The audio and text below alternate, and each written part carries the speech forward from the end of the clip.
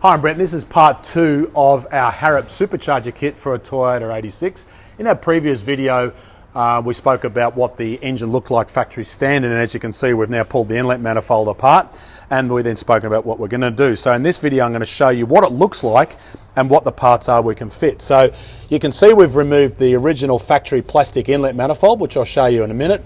And what we've also done is blocked off, which comes as part of the kit, this blanking plug here, which is part of the preheat cooling system for the throttle body, which is part of the cold start system. And you'll find the return line is over on the back here as well, and that's been blocked off as well. So effectively these two pipes are plumbed through the throttle body, which I'll show you in a minute. It also comes with an extension kit. This is part of the Harrop kit to extend the wiring loom of the factory assembly to fit correctly with the relocated throttle body, so the wires and everything are the right length.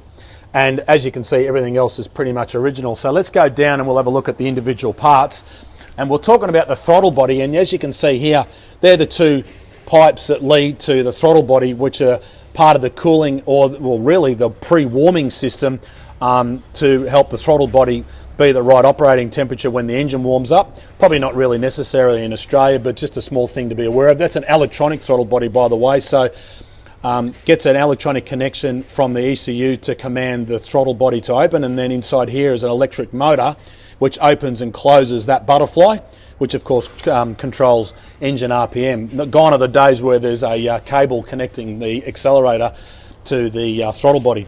So here we have the original factory Subaru Toyota inlet manifold, which is plastic, and you can see what it looks like underneath. Pretty relatively straightforward, doesn't weigh too much.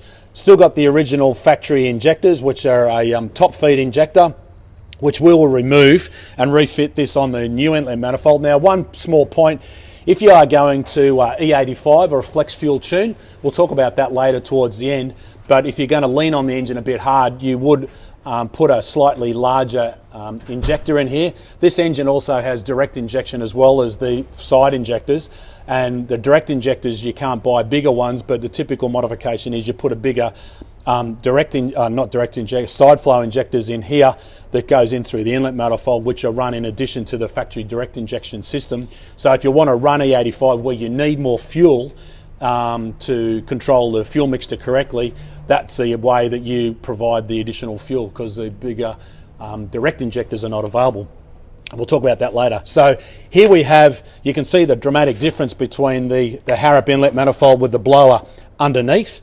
Some other supercharger kits have the blower mounted on top, but Harrop have it mounted this way, and you'll see the ports in the side here for the injectors, which will take all of the parts off here, the rail, the dampener, the injectors and the bracketry and everything then goes across to here. And this is a top feed injector, because the fuel is delivered to the top of the injector and comes out the bottom. And then all of these parts will then get bolted into the engine, and then we'll plumb up the front of the assembly for the charge cooler, and we'll show about that in the next step. So that gives you a bit of an idea. We'll just turn it over, because once it's bolted in, you can't see what it looks like underneath. You can see this is the direct control of the supercharger scalp, which is driven off the belt off the front of the engine. We'll talk about that in another video. But you can see in here now, this is the bypass valve, which is common on all supercharger kits. And what happens is at low RPM, this valve opens through vacuum and then provides an ability for the engine to draw air into the engine around the side of the supercharger, because at low engine RPM, the screws are not operating fast enough to allow the engine to idle, and the mechanical load of the supercharger will then cause the engine to have a problem idling, because it can't drive the screws at idle to have a good idle speed control mechanism, because you remember all the idle speed is controlled via the electronic throttle body through the factory ECU. So what happens is this bypass valve opens under vacuum, and then allows the air to bypass through the side of the supercharger and then into the inlet manifold, therefore allowing the engine to idle correctly. So if you're wondering what that is, you can see. And then there's also the other components which we also plumb back up to this system when it all goes back together. And we'll just actually get around the back. You can see what it looks like on the back, because inside here is part of the charge cooler, which cools the compressed air. As it gets compressed by the screws, it comes up through the inlet manifold and then through these two charge coolers, because inside here, when you compress air, it gets hot, and you don't want a hot air intake because that affects performance and throttle response and torque, because torque is all controlled by ignition, and you want as much ignition as you can.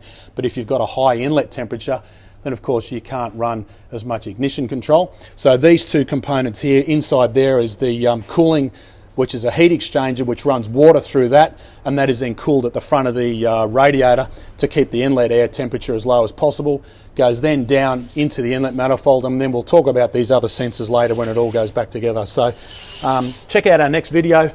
We'll give you another update on part 3 of fitting the Harrop Supercharger Kit to a Toyota 86, and give you another update soon. I'm Brett Middleton. Thanks for watching.